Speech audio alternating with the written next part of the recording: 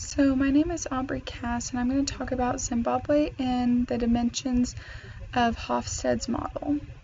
So Hofstede's cultural dimensions for Zimbabwe, we're going to talk about how they have a high power distance culture, they're a collectivist culture, they have high uncertainty avoidance, which means they're risk adverse, they have a low long-term orientation, and they're both masculine and feminine at the same time.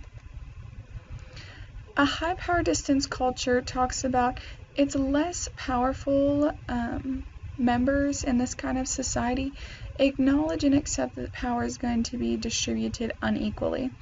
A strong hierarchical society, people accept that there is going to be a role within different leadership roles and just in society in general, and that everyone has a specific place within this society.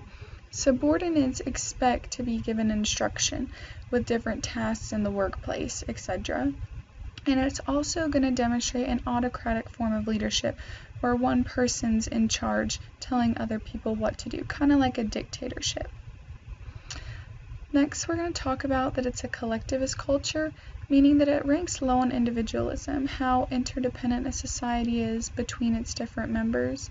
The I or we relationship, Zimbabwe is definitely a we relationship, where they cherish the group and the different mentalities. Group decision mentality is preferred. They'd like to come to a consensus with the group and not just have one person say how it is. And then close long-term commitment to the group, like their family, their extended family, and their work relationships is very important to them. And groups take care of each other in exchange for loyalty. So instead of like in the US where I'm going to be an individual and do my own thing and you're going to be an individual and do your own thing, they're group oriented. So I'm going to do my job and help you with yours, and you're going to do the same in return, and that's going to create a bond of loyalty between both of us. Zimbabwe also has a high uncertainty avoidance, which means they are risk adverse, like I said before. It's how a society's members cope and manage changes within their environment and try to minimize uncertainty.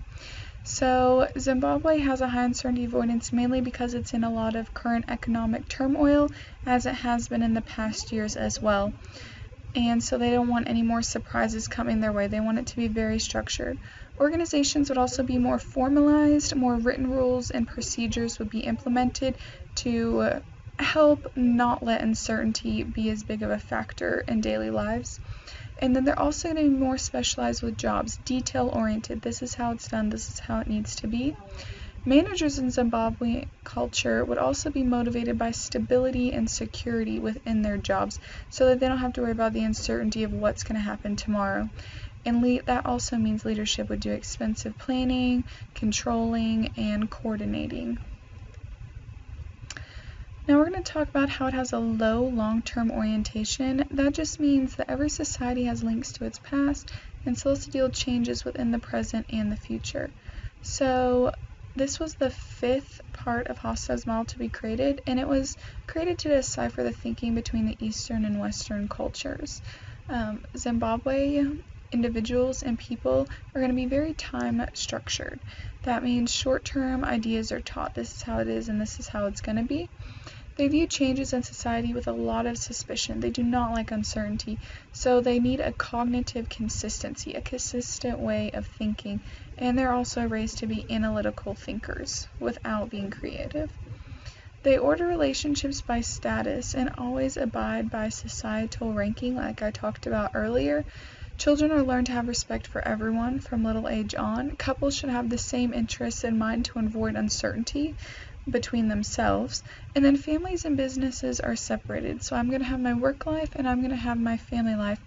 I'm going to build strong relationships in both and cherish them and nurture them, but I'm also going to keep them separate at the same time.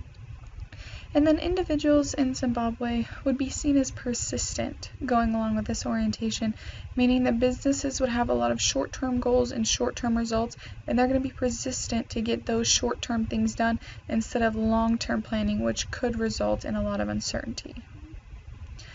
And then the last thing I'm going to talk about is how Zimbabwe is both a masculine and feminine culture at the same time. It's split equally down the middle. So I'm just going to list off some characteristics of both that would be apparent within this kind of society. Under masculinity, there's assertiveness, competitiveness, they're concerned with getting the task done, not so much relationships, and they're going to be motivated by money if they're in the masculine mindset. And if they're in the feminine mindset, it's going to be more nurturing, caring for relationships, keeping the quality of life in mind, the importance of life. And leaders would care about their employees' well-being instead of just caring about getting the task done. And they'd be more concerned with social responsibility in the workplace. And with that being said, my name is Aubrey, and this was Hofstede's model for Zimbabwe. Thank you.